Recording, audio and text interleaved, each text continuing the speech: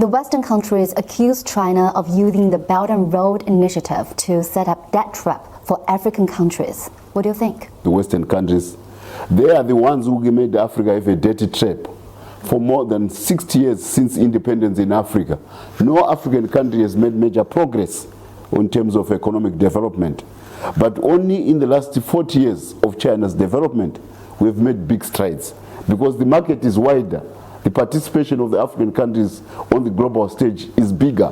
The footprint of Africa in the global stage is getting much and much more acceptable to the economic development in the world. So China has given us opportunities. It creates a very big volume of market for us to interact so that we can grow our economies together. No African country is under the burden of Chinese debt.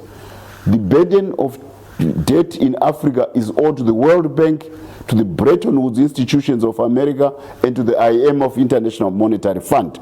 But they want to accuse China. The debt with China is very little for Zimbabwe. We will grow our economic cake bigger, and the debt which the Western countries are talking about will be small and small and small as we begin to accumulate our own capacity to develop our economy. So we are not worried. We want more capital from China. The Western countries are jealous because capital from China is modernizing Africa. It is bringing Africans to the global economic stage, which they never did. Before China, nobody ever thought of Africa.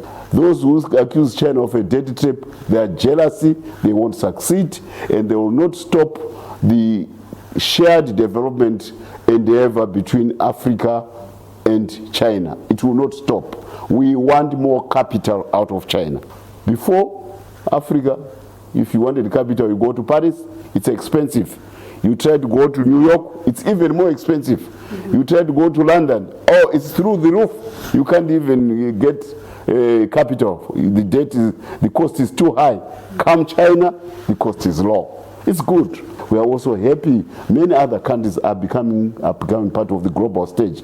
But the country which has shown the way more than any other in the last 40 years is China.